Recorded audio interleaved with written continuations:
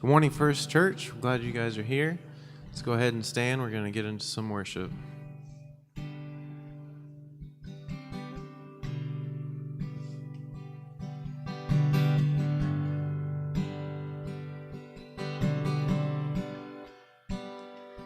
I love you, Lord,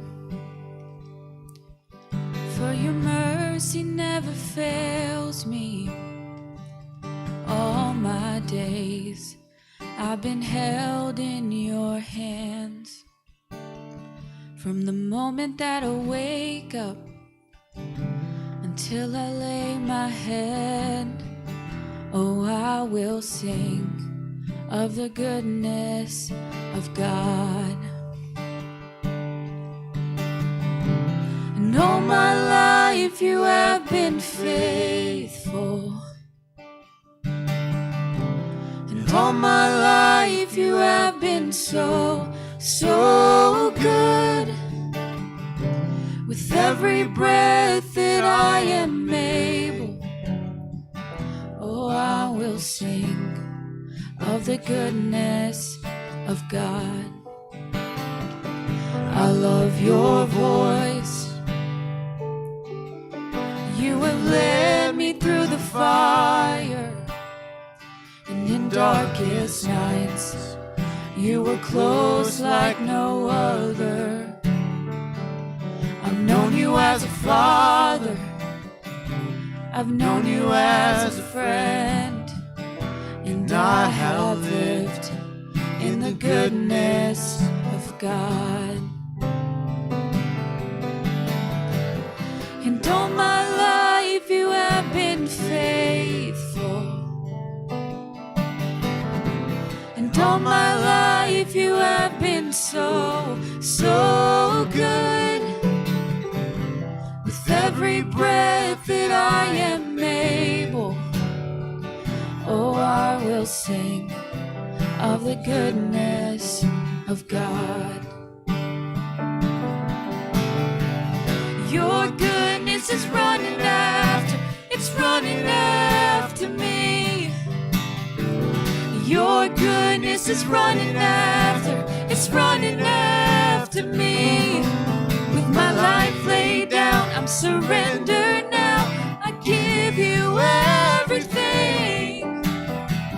Your goodness is running after, it's running after me. Your goodness is running after, it's running after me. Your goodness is running after, it's running after me. With my life laid down, I'm surrendered now. I give you everything. Your goodness is running after, it's running after me.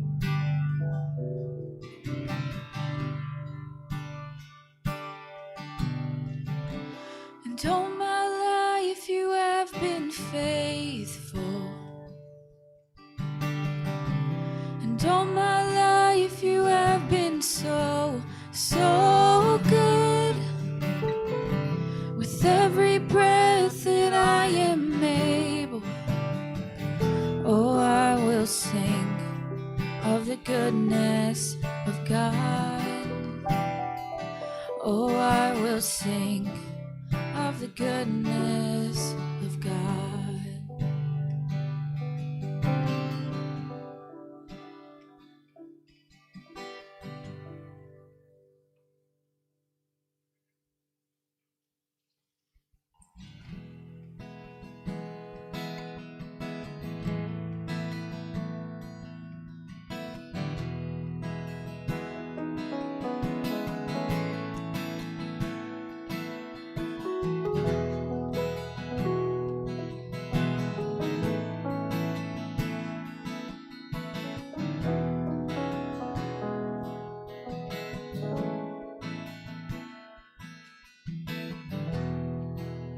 Worthy of every song we could ever sing,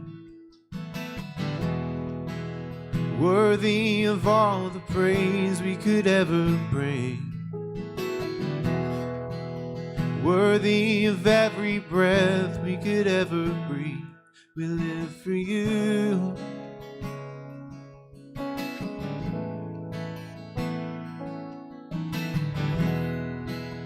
Jesus, the name above every other name.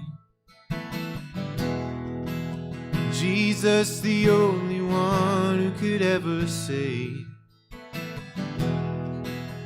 Worthy of every breath we could ever breathe. We live for you. Oh, we live for you. Holy, there is no one like you. There is none beside you. Open up my eyes in wonder. Show me who you are and fill me with your heart and lead me in your love to those around me.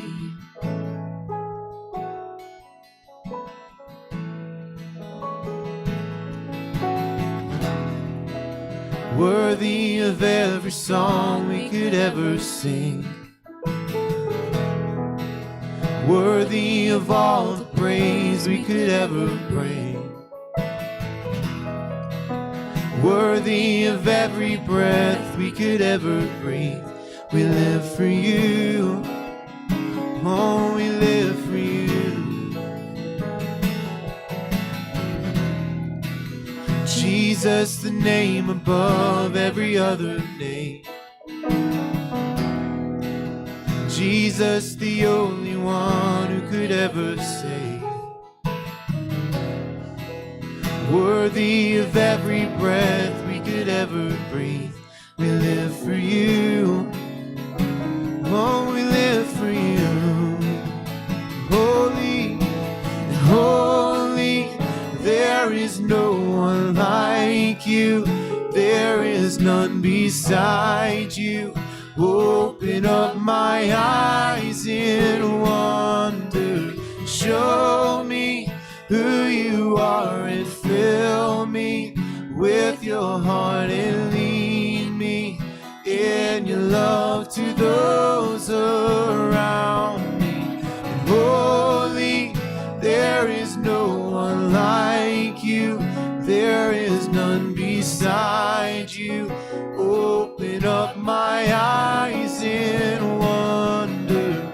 Show me who you are and fill me with your heart and lead me in your love to those around me.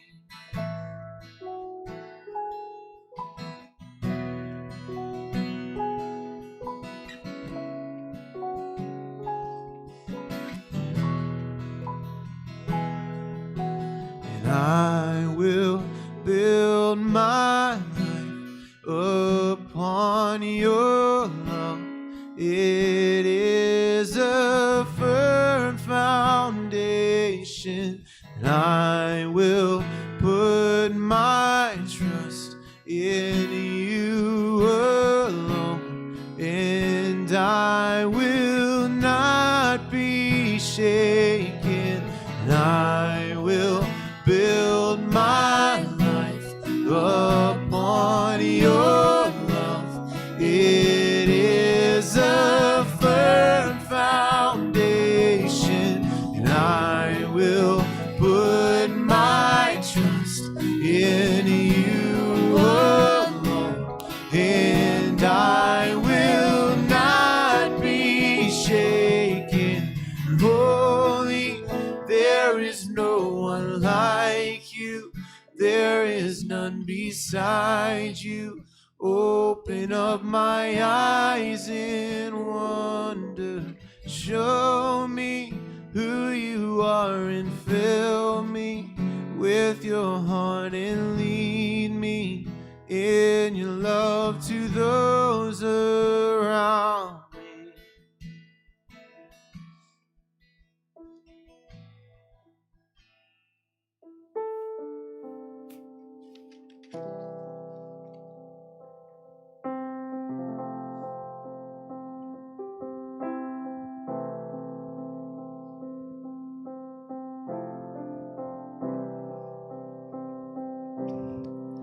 In the crushing, in the pressing, you are making new wine.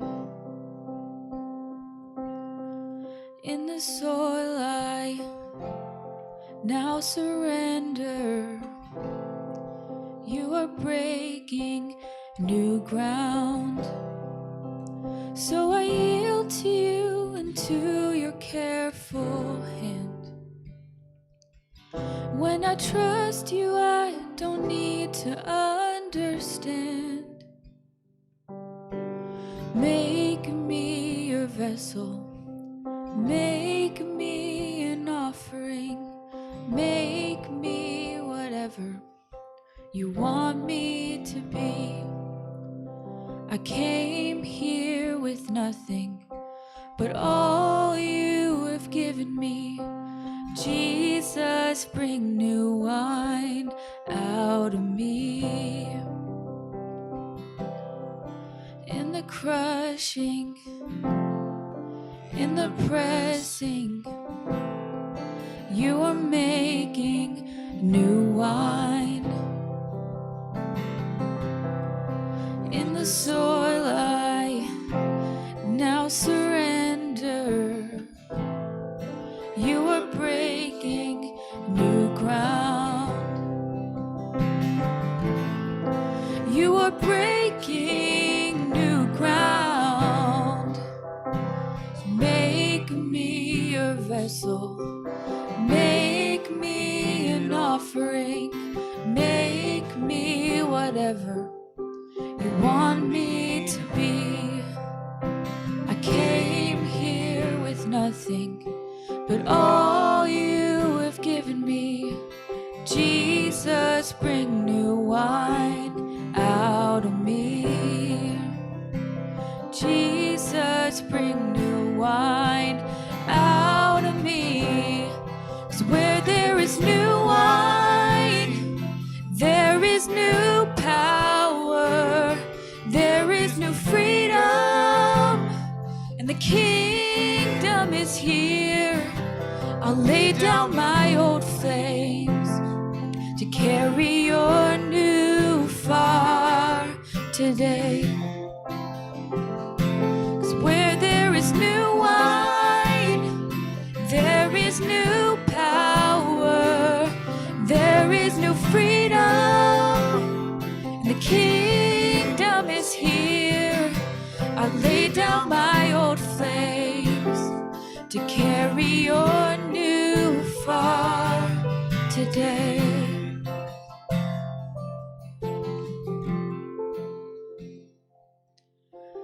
Make me your vessel. Make me an offering. Make me whatever you want me to be. I came here with nothing but all you have given me. Jesus, bring new wine out of me. Jesus, bring new wine out of me.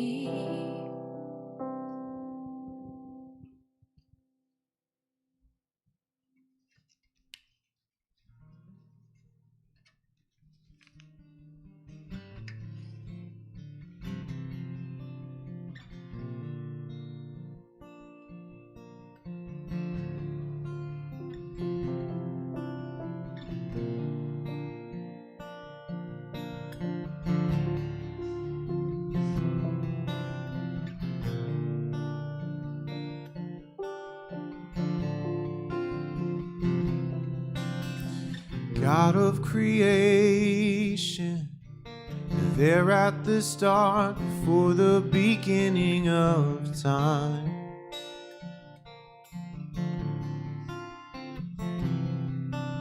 With no point of reference, you spoke to the dark, fleshed out the wonder of light.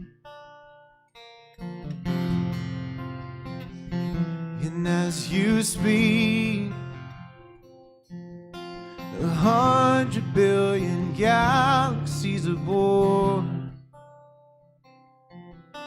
the vapor of your breath the planets form.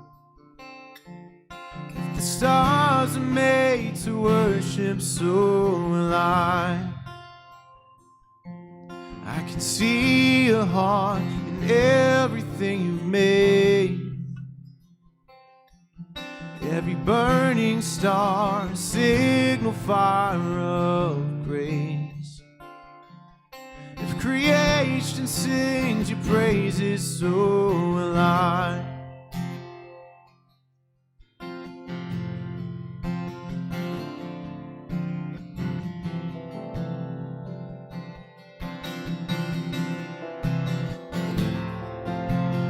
God of your promise, you don't speak in vain, no syllable empty or void.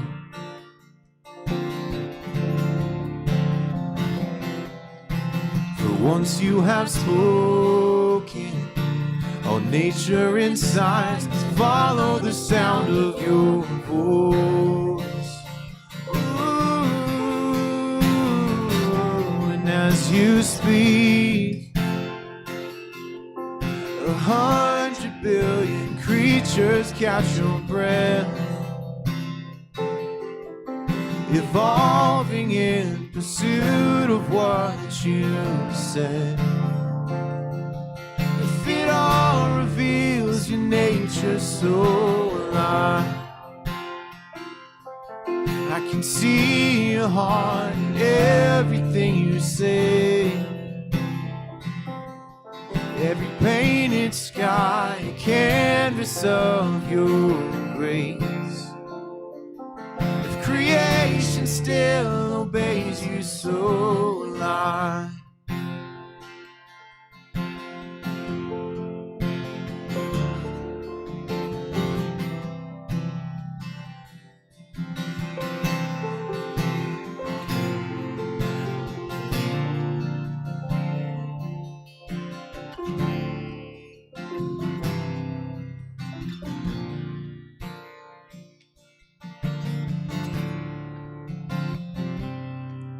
Stars are made to worship, so will I.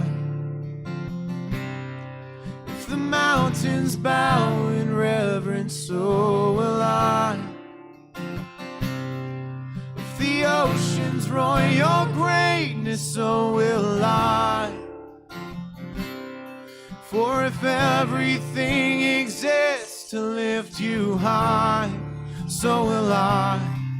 If the wind goes where you send it, so will I. If the rocks cry out in silence, so will I. If the sum of all our praises still falls shy, then we'll sing again 100 billion times.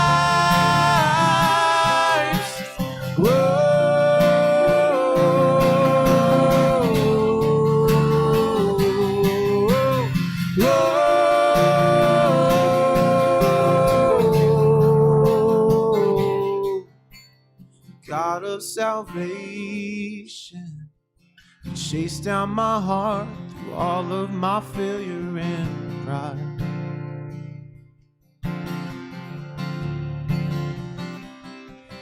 On the hill you created, the light of the world, abandoned in darkness to die. And as you speak, 100 billion failures disappear. Where you lost your life so I could find it here. If you left the grave behind you, so will I. I can see your heart in everything you've done. Every part designed in a work of art called love. If you gladly chose surrender, so will I. see your heart in a billion different ways. Every precious one, a child you died to save. If you gave your life to love them so alive, like you would again 100 billion times, but with measure could amount to your desire. The one who never leaves the one behind, like you would again 100 billion times, but with measure could amount to your desire.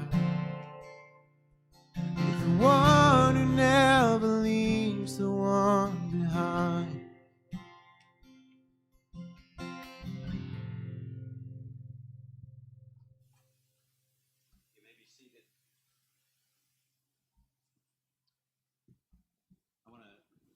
Did I turn this off? Yeah. Whenever it happens, it's user error. I know that. All right. Now it's on. Good. I want to thank you for being here. Thanks for coming and worshiping with us. We consider this incredibly important in the walk of a believer. So if you're at home with us or if you're here with us, we appreciate that. I was thinking about what we sang about, the whole course of the things we sang about. In fact, we started off by acknowledging God. We started off by talking about how God is worthy. And it made me think today we're going to talk about worship some. This is the passage that we're on in John 4. We're going to talk about worship. And our English word worship, it comes from an Old English word, which means which was worth-ship, which is this idea of you look, and it's anything you can think of. You look at something, you assign it value, and then you decide, what will I do based on the value of this thing? What will I do with it? What will I do in my life based on the value of this thing that I've assigned value? That's worth-ship, assigning value to something and deciding what to do. Worship is how we shorten that word, and we have made it mainly a religious word, but it applies to everything. But here, as we worship, what did we just do? We talked about God. We talked about this God of wonder. We talked about this God who opens our eyes and we see him and we worship him. And then what do we do because of that? How do we react now that we've assigned value? Well, we say, make new wine, Lord. Change me. We say to this God of creation, make me what you want me to be. I give myself to you, because that's the natural response when you find something that's of ultimate value. And so that's what worship is, and we're going to get into this a little deeper in just a bit. But I want you to see that as we get ready, because this is what we've done. But we want to do it in everything. We want to worship God when we're here, when we're singing. We want to worship God when we give. We want to worship God when we talk amongst ourselves during a break. We want to worship God as we study his word. All of this is this process of worship where we assign value and decide, how should I live? How should I react in response to this thing that I've assigned value to? And that's what we're doing. That's what this is all about. This is what God calls us to do. He's called us to do this. This isn't, so if you want to know what you can do to please God, we're doing it. He loves this. He inhabits the praise of his people. No good segue. There's never a good segue to this little card. But if this is your first time, or you've never filled one out before here, we'd love to have you fill this out. It's in the chair in front of you. There should be a little pin right there. You can drop it in the plate at the back. And all we do is send you a letter saying, thanks for coming. We send you a little $5 gift card for coffee, just as our gratitude for that. And that's it. We're not going to bother you. We're not going to bug you. But we'd love to have you do that for us if you would. We would appreciate it. If you don't want to, it's okay. You just saved us $5. Okay, so we're all about the money, right? So we're going to take now a short break while we rearrange the stage. You can grab another cup of coffee. You can run to the restroom if you need to. You can just talk if you want to. That's fine. But we'll be right back. For those at home, we'll be right back. Thank you. All right. Welcome back, everybody. Those of you at home, sit down. Get your coffee and sit down. Everyone else, it's great to have you. A couple of announcements, just a few things we need to talk about concerning what's going on here at First Church. First of all, we're still have some baby bottles for CareNet that we're still collecting. Now, if you took a baby bottle home and you feel a little bad because it's like only a quarter full or only a half full, that's okay. Bring it, all right? They don't know you, so it won't even matter. You won't have to feel ashamed. Just bring it. Not ashamed. That's the wrong word to use. Just move on. Great. Next thing is Easter's coming up, all right, in 2 weeks. And we're going to have 2 Easter services, and we're going to have one at 9 and one at 10:30. Now, the 9 o'clock service will be kind of stripped down a little more. There are no kids club or anything like that. But you don't want to come to the 9 o'clock service with your children, because after the 10:30 service, we march down like an army to the square down here, and we have our annual Easter egg hunt that is just the talk of Port Warwick. All right, thousands come out to watch. And your kids will be running and picking up eggs and having a blast. So if you have children, bring them for the 10:30 service, and then we'll go down to the square. It's just a lot of fun to watch. It just is a lot of fun. But we need Easter eggs if we're going to have an Easter egg hunt. So that's where we need help here. Help me, Obi-Wan. So they could be candy, they could be trinket-filled, pre-wrapped candy only, please. I shouldn't even have to tell you that. We need it. We need it by April 4th, hopefully before April 4th. You can contact us for more information. Robin can have information. You can contact us, and we will help you figure out what to do. But we just need Easter eggs for the Easter egg hunt. We usually need about 2,500, somewhere in that range. So if you can help with that, even if it's just a small amount, we would certainly appreciate it. Chris Tweed now is going to come and make an announcement concerning part of our Arizona ministry.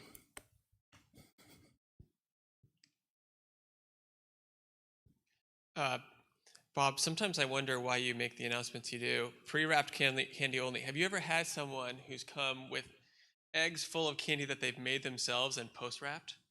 Like after, is that why you? Okay. All right.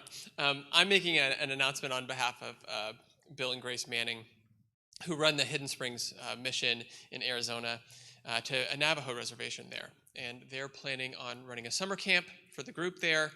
If you would like to lead a summer camp, and you are a believer who would like to tell people who are growing up in broken homes, impoverished, that they matter and that they're important, and be a ministry to them over the course of 11 days. It's July 8th through the 18th. I know it sounds like 10, but if you count the ends, it's 11 days. Then you are a good candidate for this. If you're interested in doing something like this, then please let me know after church, and I'll take your email address down, and I'll send it off to Grace and Bill Manning. It's just if you're interested. It's not a commitment or anything like that, and you can get all the information.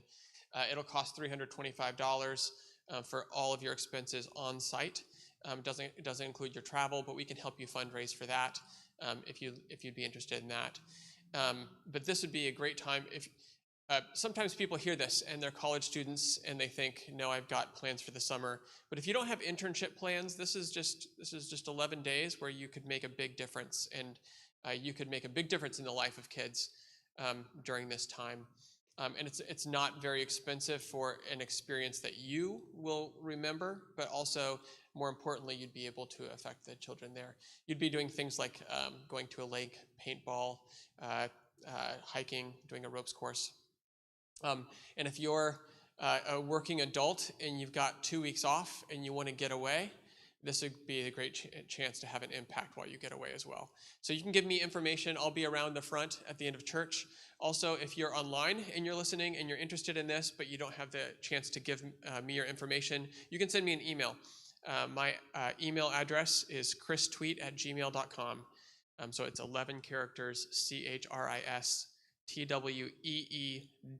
the D is silent, T, @gmail.com. And I'll pass on your information, everyone's information all at once to Grace. All right, thanks a lot, guys. Sometimes people ask me what kind of church First Church is, and I tell them it's a church full of smart Alex. And you just got a taste of it, right? Just be praying for his wife. That's all I have to say. We're doing a fundraiser. There's actually two Arizona trips. The earlier trip is to go and do community outreach and a vacation Bible school. And then the one Chris just mentioned is one that is geared primarily to teenagers, almost like a teenage summer camp type of a deal for a week. And especially for the first one, if you're involved with that or you're involved with that, we have a fundraiser this Saturday, March the 27th, from 5:30 to 8:30. It's going to be a babysitting night, so parents, you can bring your children, you can drop them off, and then it's by gift that you give something, and it'll go towards the people who are working and raising money for the Arizona missions trip. So just a lot going on. Especially now as we're looking towards, we're seeing more and more people are getting vaccinated and we're moving in the right direction, we feel like, as our country, and so that sometime in the near future, things will be getting to whatever the new normal is, but we're gearing up for stuff, Arizona trip, things like that we will be able to do in the meantime. So we'd appreciate it if you would just consider it, just be praying about it. We're going to talk today on John chapter 4, verses 16 to 26. We've been in the book of John, kind of plowing through there. I don't know about you, I'm having a blast. I'm enjoying it. It's convicting and it's joyful and full of awe and wonder. And so we're going to talk about true worship. That's John 14, 16 to 26. So I want to read that passage. You can follow along. If you have your Bible, you can follow along on your app. John chapter 4, verses 16 to 26. Now, this is the story of the Samaritan woman that Jesus has run into by coincidence, and this continuing conversation with her. In verse 16, he told her, "Go, call your husband and come back." "I have no husband," she replied. Jesus said to her, "You're right when you say you have no husband. The fact is, you've had 5 husbands, and the man you have now is not your husband. What you have just said is quite true." "Sir," the woman said, "I can see that you are a prophet. Our ancestors worshipped on this mountain, but you Jews claim that the place where we must worship is in Jerusalem." "Woman," Jesus replied, "believe me, a time is coming when you will worship the Father neither on this mountain nor in Jerusalem. You Samaritans worship what you do not know. We worship what we do know, for salvation is from the Jews. Yet a time is coming and has now come when the true worshipers will worship the Father in spirit and in truth, for they are the kind of worshipers the Father seeks. God is spirit, and his worshipers must worship in spirit and in truth." The woman said, "I know that Messiah, called Christ, is coming. When he comes, he will explain everything to us." Then Jesus declared, the one speaking to you, I am he." It's interesting to me how, and we see this in the Bible, how people sometimes can believe and yet not really be committed. I think there's not want to commit to him. I think there's some good evidence. We're going to get to this some as we get later in the book of John, that the Sadducees and the Pharisees, they may have recognized that Jesus really was the Messiah, but they didn't want to give up something. They knew if he's the Messiah, they recognized what that would mean for them, how it would change their lives, and it wasn't what they wanted. Now, we can criticize them, but this happens today. This happened in my life.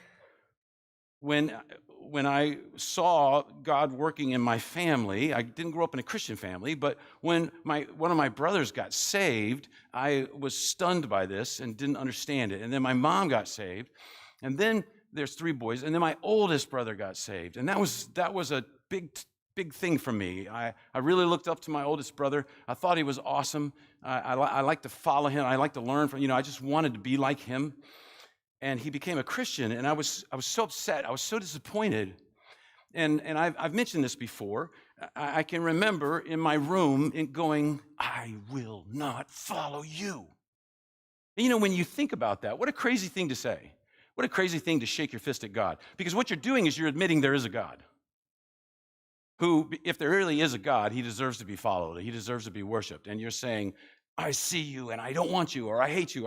And that was very much in the forefront of my mind. I don't want you in my life. I don't want you in my life. You see, I kind of believed but I wasn't willing to commit.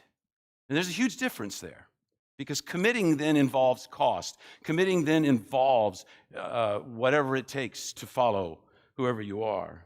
I knew that if I followed God, it meant that I would change. And I didn't want to. And I've thought about this for a long time. What was it that was holding me back? And I think what was holding me back was I was, in a sense, worshiping, assigning value to my freedom, that I could do whatever I wanted. I could be whatever I wanted. I could do things. And I knew that if I started following Christ, if I committed to Christ, that would change those things.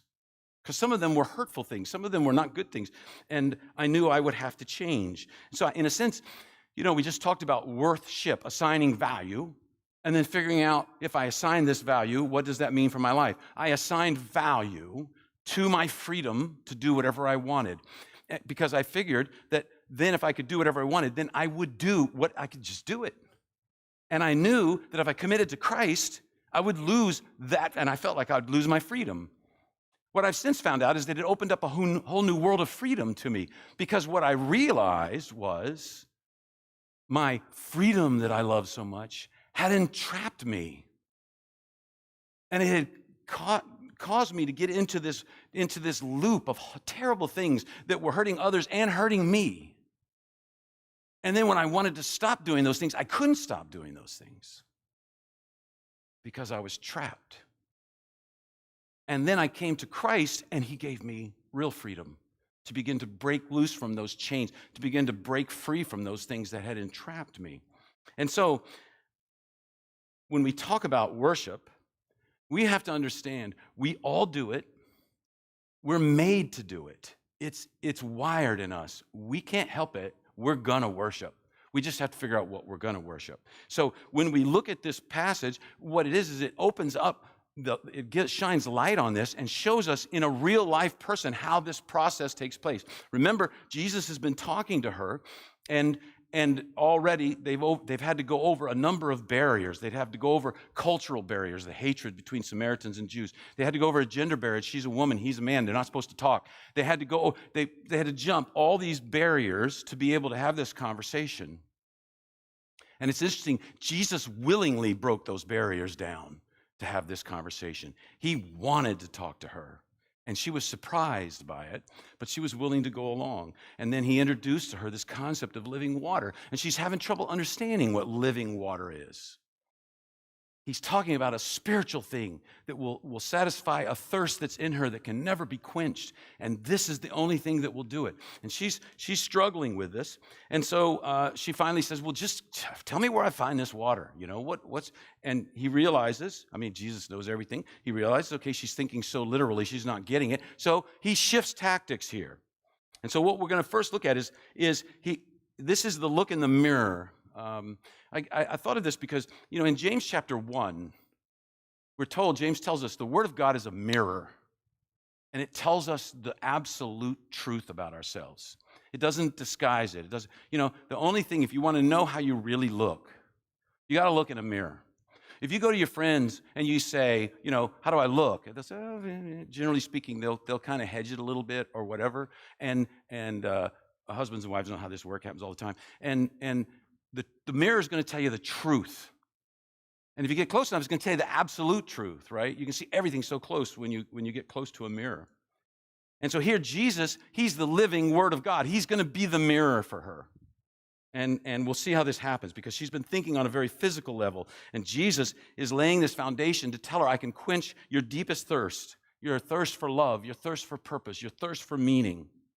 And so now he's going to be the mirror and kind of shine the light on her life. And that's in verses 16 to 19. He says, he told her, go call your husband and come back. I have no husband, she replied. Jesus said to her, you are right when you say you have no husband. The fact is, you've had 5 husbands, and the man you now have is not your husband. What you have just said is quite true. Sir, the woman said, I can see that you're a prophet. So we have this conversation where Jesus kind of changes tacks here. He kind of changes his line of reasoning. And I love how this is so real even for us. Because if you look at this, think about what she just did. Because, oh man, this is so easy for us to do. She doesn't she does what we all tend to do under pressure. That is, minimize our sin, or at least reveal the least amount of information that we can. Jesus says, go get your husband. She says, I have no husband. That's the truth. She told him the truth, but she didn't tell him the whole truth, right? It's technically true, but she's kind of withholding. She doesn't understand who she's dealing with. And Jesus' response, which I think personally, and this isn't necessarily in Scripture, this isn't in Scripture, it's me. I think Jesus is kind of smiling, a little bit of a wry smile when he says to her, you know, you're right when you say you have no husband. Good. The fact is, and then he goes and lays it out. And he says, so what you've just said is quite true. Now, what is he doing? He just let her know, I know everything. I know the whole deal. I know what you just did. I know that. It's kind of like, you know, you're not going to pull one over me on this. It's like if you have children or if you're older, when your children were little, sometimes they would try to deceive you, and they're so poor at it, they're so lousy at it, that you know right away they're lying. And it's kind of funny almost to see this little small person desperately try to shape the truth when you know exactly what they're doing. And it's like you're going, come on, you got to get better at this, right? And here, the Greek word order is important because it shows emphasis. Oftentimes the first thing said is what the emphasis is on. She says, I do not have a husband, kind of like saying, I'm all alone, right? And Jesus, he changed the emphasis to let her know that he knows. He says, you are right, the husband you do not have. And the way it's done is to emphasize the husband you do not have, but you're not alone. He changed it. He says it in a way that emphasizes to her, I see what you're doing. You're right. You're right. Husband, you don't have right now. I got that. But there's a little more to the story, and he brings it out. Now, we do that, right? We shade the truth sometimes. Quite a few years, long time ago, let me just say that, long time ago, I was pulled over by a policeman, and I was running out doing some stuff. I had to go to Lowe's, and I had to pick up something somewhere, and then I had to run by Riverside Hospital to visit someone from our church who was in the hospital, right? So the policeman walks up, and he says, what's the hurry? Why are you driving so fast? Now, in that moment, with my list, I was tempted to say, I'm a pastor, I have to go to the hospital. Like life and death, right? But I was actually not on my way to the hospital. I was actually on the second one going to a grocery store. But that doesn't sound as good when a policeman asks you, why are you in a hurry, right? I'm going to the grocery store. But if you say I'm going to the hospital, now, technically, it's true. In the course of my day, I was going to the hospital. But I don't want to mention the other things beforehand because that ruins my reason for having to be in such a hurry. You see, we can do that. We can shade truth. I'm not even going to tell you what I said to him, all right? I don't want any judgment in this place. Because in verse 19, what happens? She realizes what's up. She says, okay, I can see you're a prophet. She goes, okay, I can see you have some sort of supernatural ability. You have looked right through my story and found the bottom line, right? Jesus knows something about her that he would not naturally know. And this causes the conversation to take a whole new turn. You know, for all of us, because I think about this, if we look at this and we just look at it as a story, the key is we need to learn from it. We need to understand how it affects our lives. And I think about this. We get in conversations all the time with people. We get in conversations with people at home. We get in conversations with people at work, at school, at the grocery store, at the fast food place, wherever it may be. And what we have to do is we have to be aware of the fact that there are times, sometimes just in a normal conversation, when it can take a turn. And we just have to try to recognize that because sometimes that gives us opportunities to say something or do something that may cause more of an impact in a person's life, spiritual impact in a person's life. Jesus, in this conversation, he's finding something they have in common. He starts talking about water. They're right by a well. He finds something they have in common, and then he looks for the chance to make that conversation turn. And we're at that turn. Wherever you're at, there will be chances, there will be opportunities to turn a conversation, to bring something up. And so now we're moving to the next level. And we have to be people who are think about that. It doesn't always happen. In fact, most of the time it doesn't happen, but sometimes it does. And we want to be aware of it because those are God-given moments.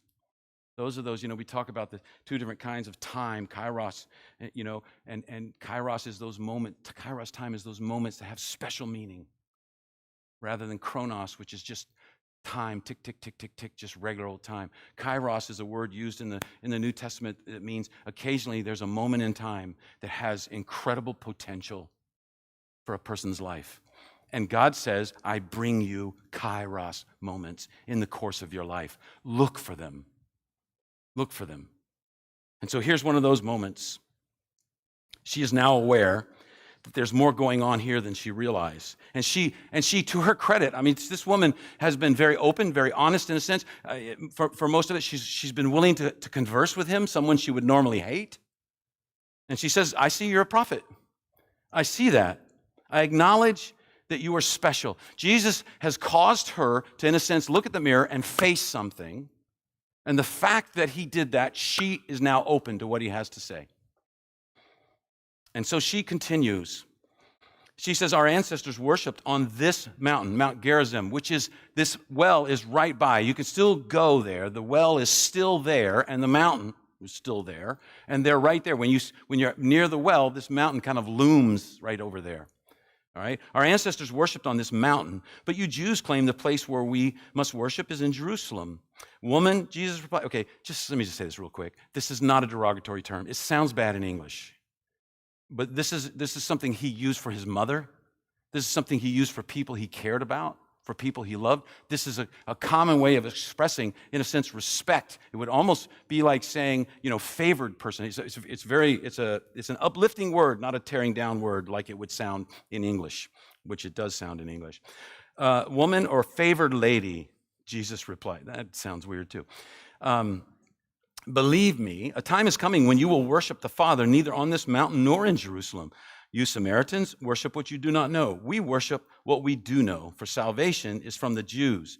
Yet a time is coming and has now come when the true worshipers will worship the Father in the Spirit and in truth, for they are the kind of worshipers the Father seeks. God is Spirit, and his worshipers must worship in spirit and truth. So now we have the word worship is used 10 times in this short little passage.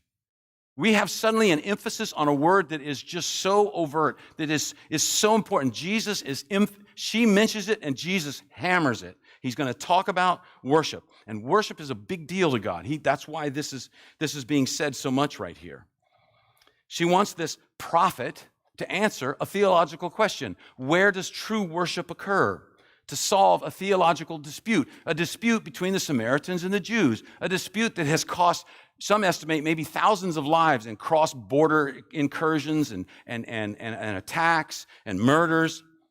So she wants to know. Now, it may be she's kind of squirming about this whole thing about her past and background being revealed, so she wants to change the subject, or it may be that it's an honest question about worship, or a little bit of both. We don't know for sure. But she's saying, hey, right there, that mountain, that's where we believe. You got Jerusalem, we got Mount Gerizim. So, which is which? And so we want to talk about this now, this idea of worship and what it means. I mentioned a little earlier, the word worship in English comes from the ancient English word worthship, assigning value, deciding what to do with it or with your life once you assign value. The Greek word is prokoneo. I think I even put it up there for those of you that are very much interested, although the first P is not supposed to be there. Proskuneo, or proskunuo, it can be pronounced two different ways, is the Greek word for worship. Now, what does that word mean? Because this is important for us. We talk about coming and worshiping. We talk about the importance of worshiping together in corporate worship, which the Bible commands us to do. And we talk about the importance of worshiping in your work, worshiping in your studies, worshiping in your life, in every aspect of your life. So what is it? Literally, the word means to prostrate yourself. Right? Now, that's very key. It's not prostate yourself. It's prostrate yourself. What does that mean? It means you get down, and you may have seen this in some old movies and stuff like that, but it is this idea that you get down in front of someone or something of incredible value, and you bend over, open your hands, and then it's very key. You tilt your head down. You bare the neck. What does that say? What that says is, you open your hands. I have nothing. Oftentimes what they come is when one king has been defeated by another in a war. The defeated king comes in, gets down on his knees, puts his sword on the ground, and then pulls his hands back open, meaning I am no threat to you now. You have won. You own me. And then they bare the neck. You can kill me right now. You have that power. You have the power to kill me in this moment. That's what proskuneo means. And that's the original meaning of the word. And so it has this idea of a bent head, of a bared neck, of open hands, of being down on the ground. And it's saying to this person, you're in total control of me. You have my life in your hands. Right? And that's literally what it means.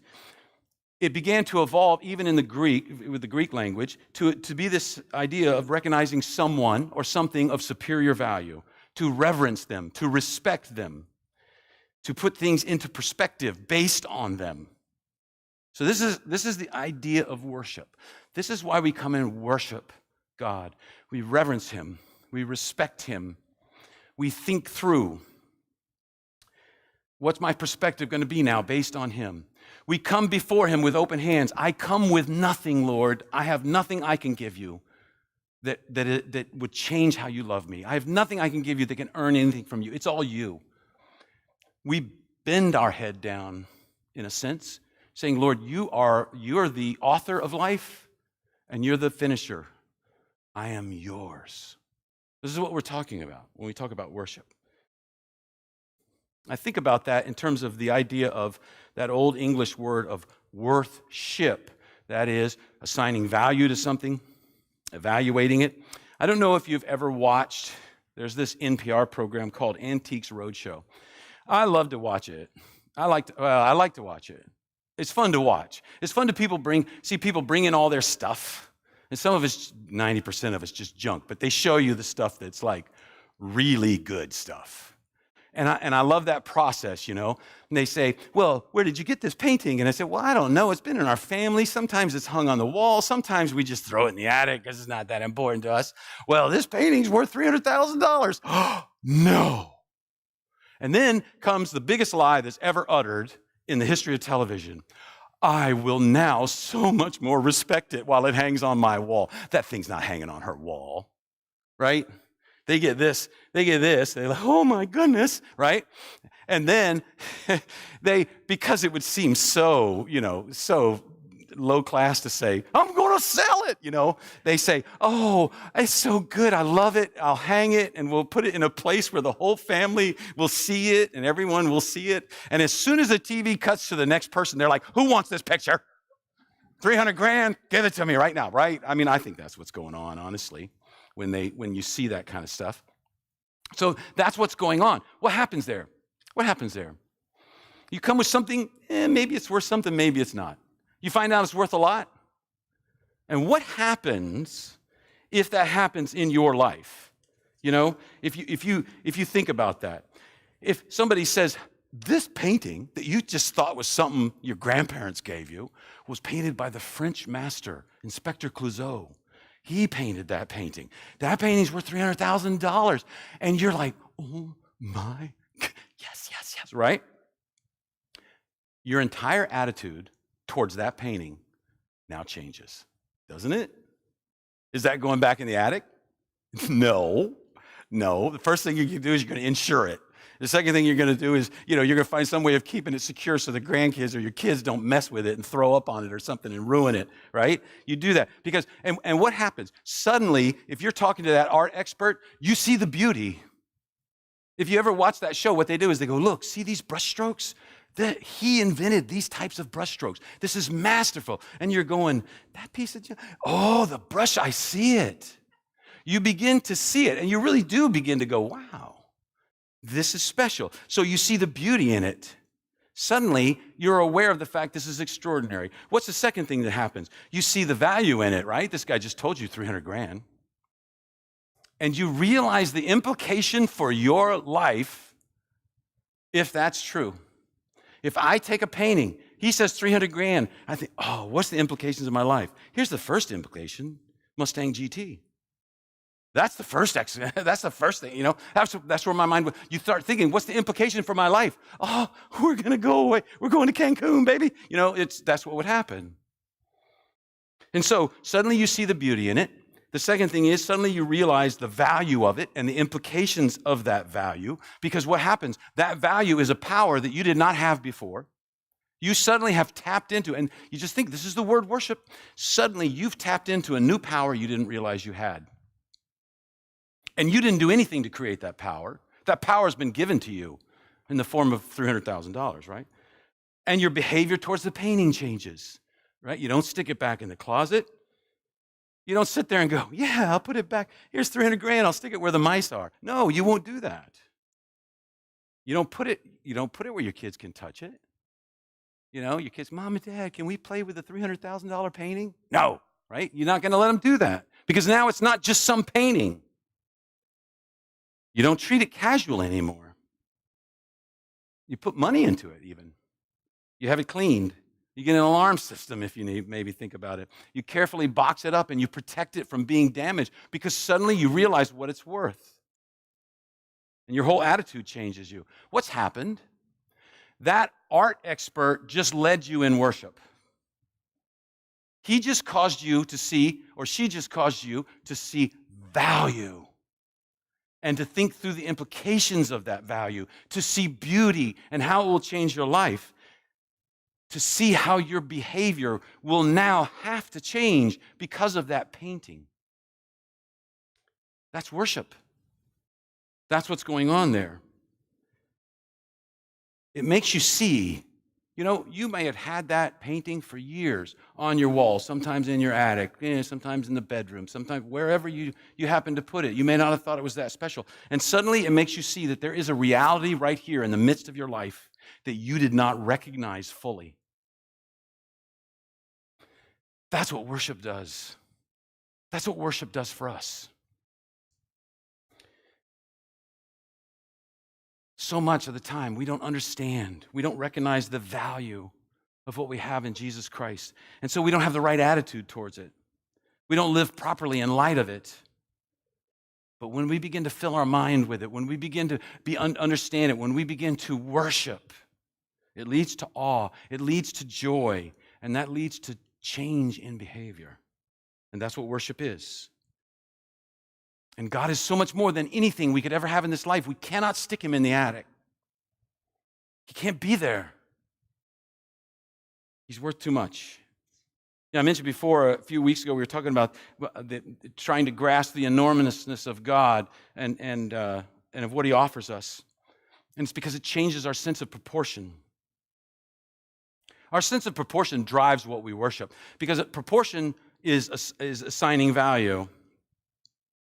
So if you're on Facebook Marketplace and you see some cheap little plastic house and there's a little thing there saying $300 firm, you're like, what?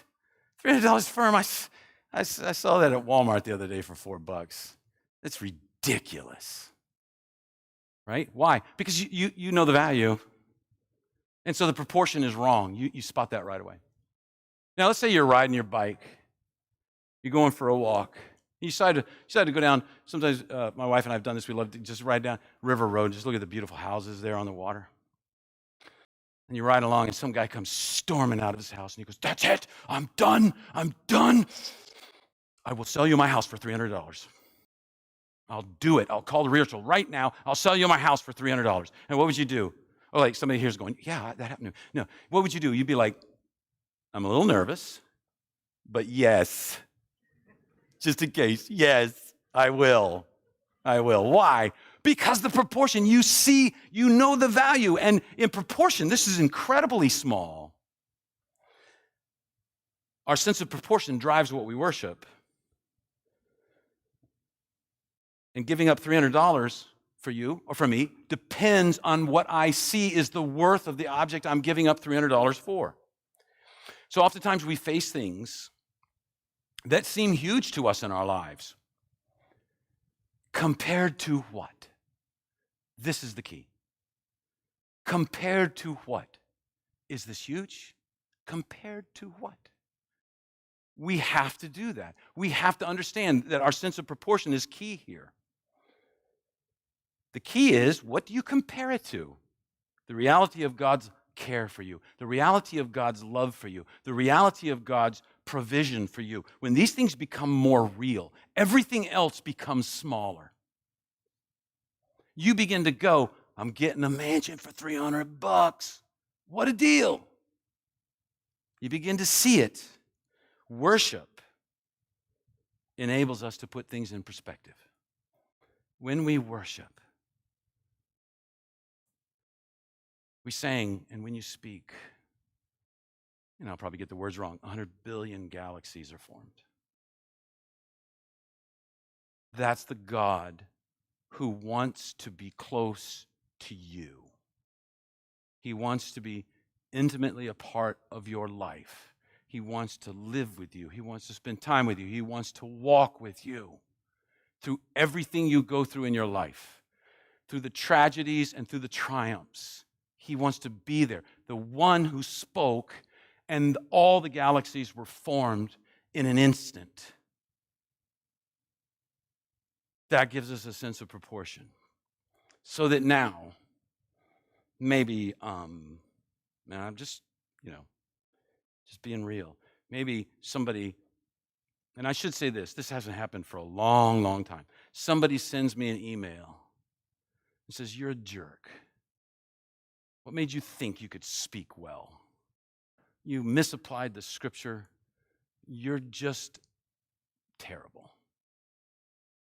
And for a pastor, that can be devastating, right? That can be devastating. It's just one of those things and compared to what? Compared to what? God created 100 billion galaxies. One small, tiny speck says, "I don't like you." And I go to pieces. Right? That's ridiculous. If I'm going to worship God, I've got to understand. And when I do, He becomes greater. That becomes less. All these things in your life. Now, look, that's a tiny thing. That's a tiny thing. I know there's people who've been through incredible tragedies. And so for me to say that becomes tiny, it doesn't become tiny, but it becomes smaller compared to God because He's there and He's in the midst of it. And when we worship, it helps us put things in perspective. And so this woman is saying, she says, wow, you have this knowledge that seems supernatural. Almost like earlier when we looked at Nathanael where Jesus said something, he goes, you're the Messiah, right? She says, you're obviously a prophet. And she's obviously saying, I think my religion is correct according to, but now I'm not so sure because you're a prophet and you're saying something different, right? And so what happens? She goes, so answer my question, where do we worship? And in verse 21, basically Jesus says, she says, do we worship on the mountain or do we worship in Jerusalem? And Jesus says, neither. Neither. That's not the point. He says, the hour is coming. He says the time is coming in verse 21. Woman, believe me, a time. It says the time is coming. Now, and literally, it says the hour is coming. Now, that's very key. Because in the book of John, when Jesus starts talking about the hour or my hour, he's talking about his death. When he gets ready to go into, he says, my hour is here. Sometimes they translate it time, but the word literally is the hour, the moment, the kairos moment that's full of this incredible power and meaning. And Jesus here is referring to that. I really believe this. He says, the hour is coming when you will worship. And then a little later he says, and it's here. The hour is here. He's saying, I'm going to change this. Me. And she understood that. Because the way he said it, she would understand that. He says, I'm going to change the whole worship deal. there, forget it. I don't know if Jesus went like that. I don't know that he did that. But he said, forget it. It's neither. It's neither. He used that phrase to refer to his death. Worship is not based on a place. It's based on a person, and that's him. So then in verse 22, he doesn't shy away from the truth. He says, look, you guys got it wrong. I'm sorry to tell you this, but you guys got it wrong. You had that big split with the Jews hundreds and hundreds of years ago, but you got it wrong. But now because of me, you're both wrong. Because it's not the location. And so Jesus is not afraid to tell the truth. We need to be people who tell the truth. We need to do it in love because he kind of totally infused this whole conversation with love. But we got to be people who tell the truth. Now, that's where we struggle sometimes. We're good about telling the truth. We just don't do it in love. We've got to do it in love. We got to be the people who want the truth, who can't shy away from the truth. And if we're wrong, we own it because the truth is what's important. And then in verse 23, he talked about that. He says, look, it's not the location. It's the object that matters. What are you worshiping? That's the key. That's what matters most. In Hebrews chapter 10, he says, let us consider how we may spur on one another to love and good deeds, not giving up meeting together as the habit of some, but encouraging one another all the more as we see the day approaching. He says we need to be gathering together. And then now I know we're in the middle of a COVID pandemic, and some people have to stay home, and that's fine. But ultimately, when we get back to some version of reality, God's command for us is to meet corporately. There's something special that happens when the people of God get together and worship together.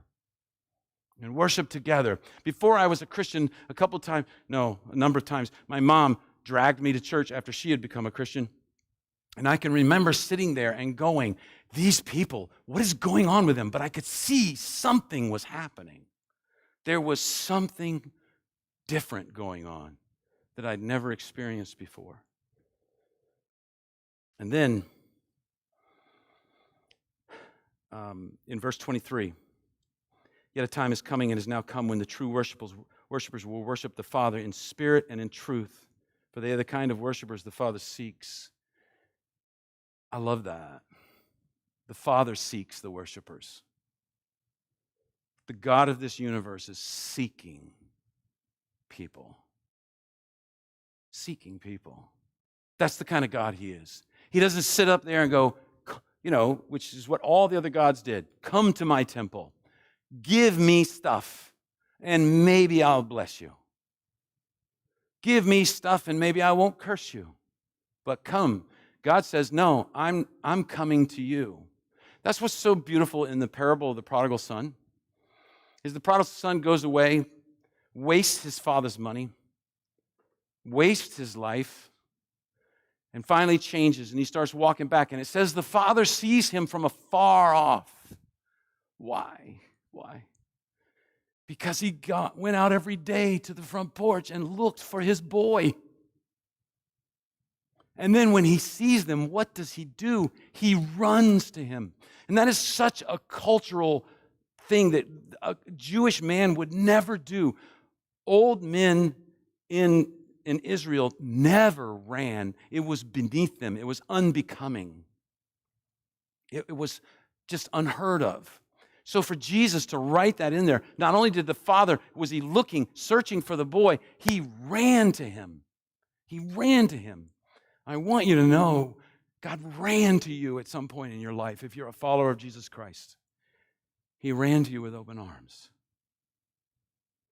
That's how much our Father loves us. He searches for us diligently. I am so glad he's that way because I cursed him and told him to leave me alone. And I'm so glad our Heavenly Father said, no, I love you too much. I'm going to run you down. He kind of also said, I'm going to make your life hell until you turn to me. And that did it.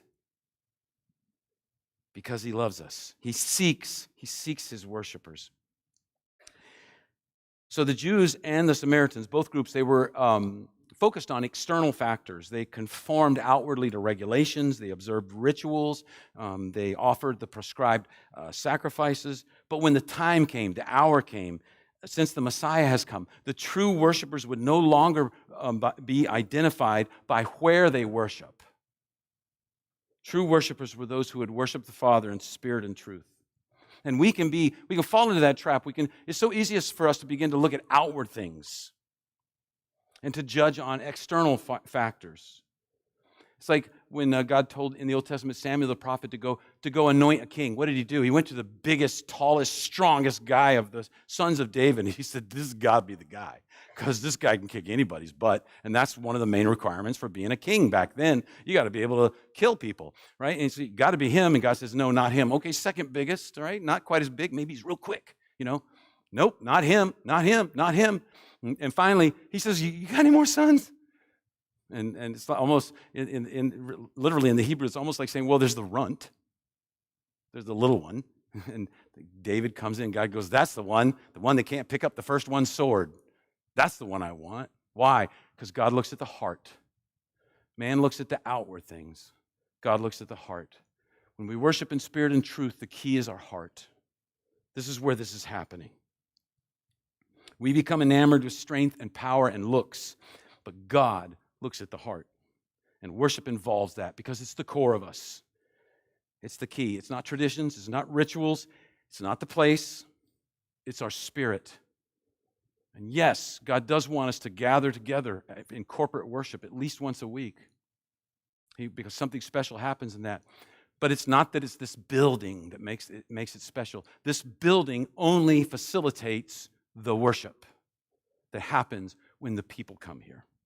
The building is not special. And we're supposed to worship in truth. What is that? That's recognizing God for who He is and recognizing myself for who I am. Being honest about who God is, being honest about who I am. That's worshiping in spirit and in truth. When Jesus tells the story of the Pharisee when he worshiped at the temple and he saw the tax collector, the hated traitor, the person who had turned on the Jews, and he had the gall to walk into the Jewish temple and worship like he was another holy, righteous Jew person, and yet he was a traitor. And the Pharisee says, "God, I thank you. I'm not like him." And what happened there? What happened? The Pharisee didn't recognize who he was. He didn't recognize who God was. He thought he was better. And the whole point of that parable, Jesus says, is the one who walked away righteous was the traitor, the tax collector. That's the one who walked away righteous. Now, we can look at that and say, that Pharisee got his theology so wrong. Phew, what a jerk. And what do we do when we say that? We're the Pharisee. And we're looking down on that guy. That's what happens. We can't be those people. We see God for who He is. We see ourselves for who we are. That makes us humble so that we become people who are loving and graceful to other people. Even the people in the flesh we would hate, we can become loving and graceful towards because we see God and we see ourselves as we are. We are in a continual battle not to be the Pharisee in our lives.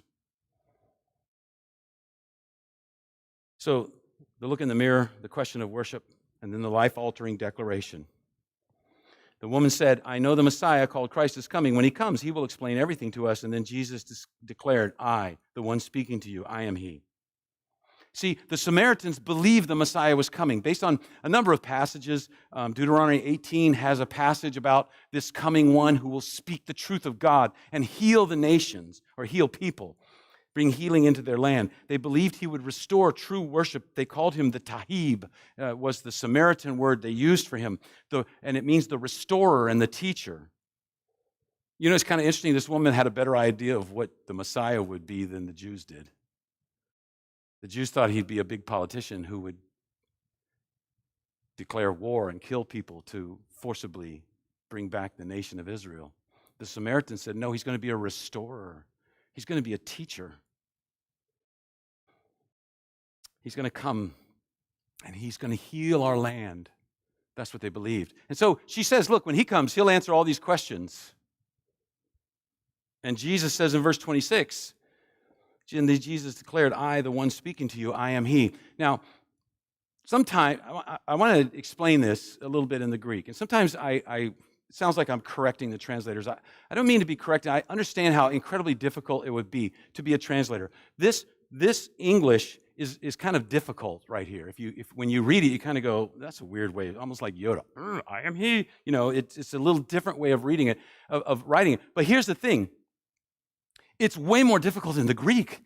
It's even more difficult to read in the Greek.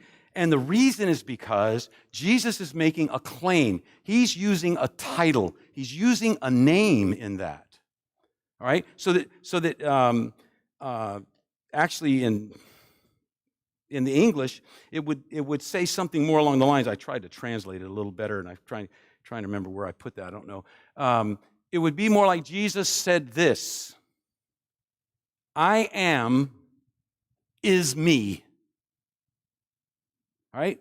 Now, when the translators translate, what they have to think is we want to make the Bible available to all the masses. And so that I am is he doesn't make any sense unless you know your Old Testament. Because who is the I am? Moses at the burning bush said, God, what is your name? And he told them, tell them that I am sent you. I am in Hebrew just means the one who exists. Just exists. And God says, that's my name. The Greek for that is ego ami, I am. So what's happening here is Jesus proclaimed himself God. I am is me. I am is the one who's talking to you. And that doesn't make a lot of sense in English, so they tried to, the way they did, they tried to make it make more sense.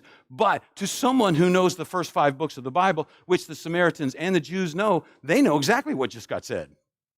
Jesus just said, I'm Yahweh. Yahweh is speaking to you. What an incredible statement, right? We're like, oh, yeah. But to her, that's life-changing right there. That's life-changing. The God of the universe is standing in front of me and speaking to me and asking me for water. Incredible. It's an astounding declaration. Moses at the burning bush was introduced to this God, Yahweh, whose name literally means, I just exist. No beginning, no end. I just am. Jesus stands in front of a Samaritan woman, not that far, and says, that's me. You say the Messiah is coming? Messiah's name is Yahweh, and it's me. Hi. Can you imagine? It's unbelievable.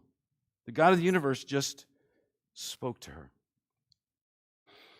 And so this is an astounding declaration. It changes everything. We talk about worship. This is who we worship, and we have to be people of worship. We have to be people who are willing to come to God and see the truth of who He is. We have to be people who come to God and see His worth.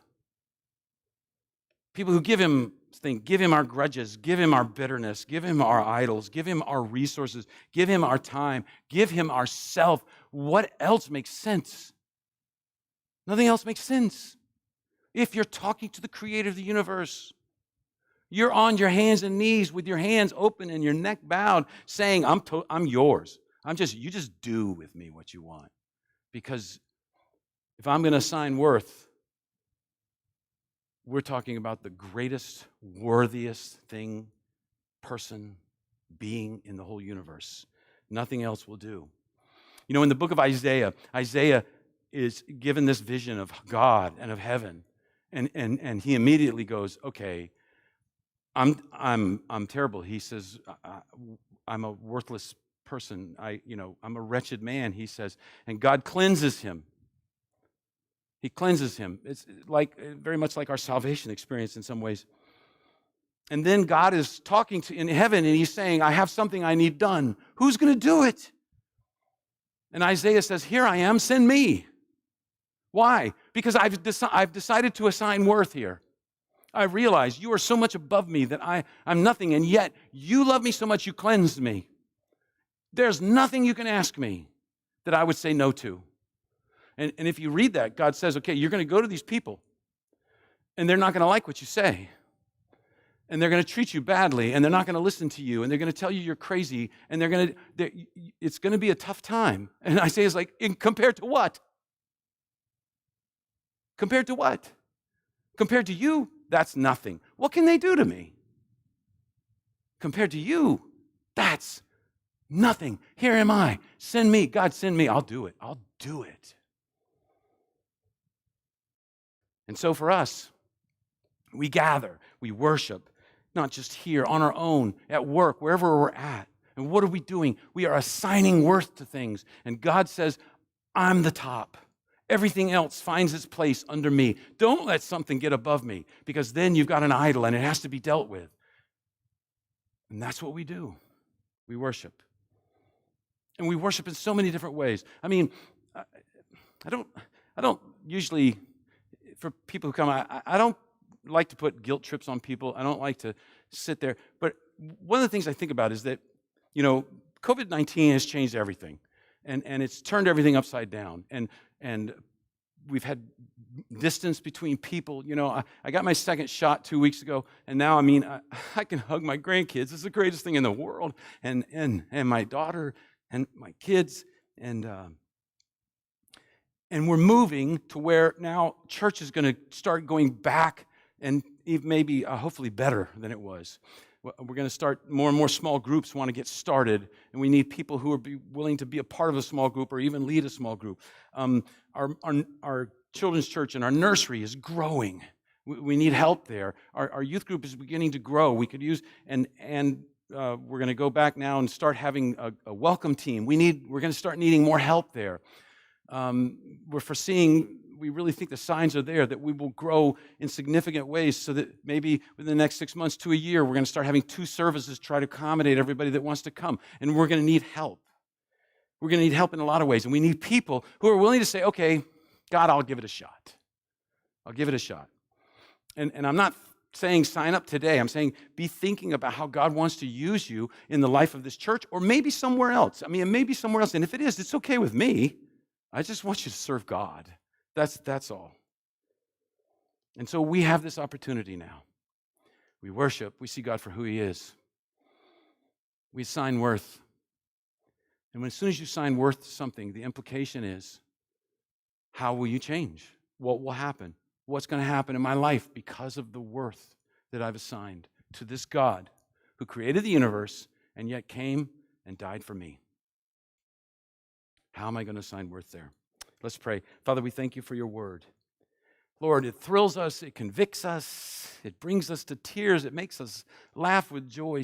So much involved in studying your word. And this morning, as we look at this woman, God, we see in the next part of this passage how her life radically changes.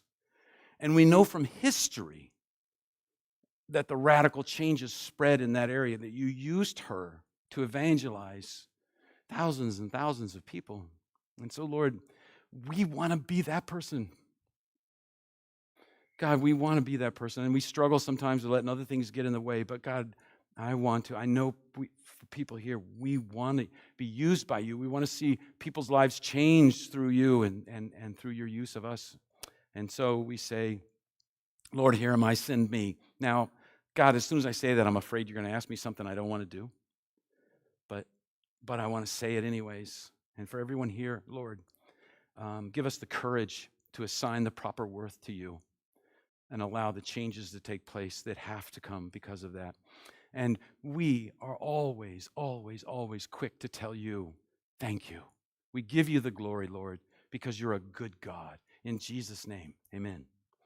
As we leave, I just want to remind you, Easter, we have 2 services. For those who are homebound, that's fine. The 10:30 service will be the service that would be broadcast live.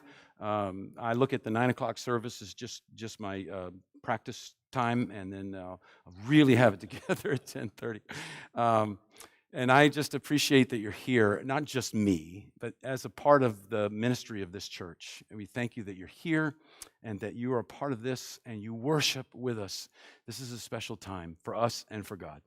So thanks for coming, and God bless you, and you are dismissed.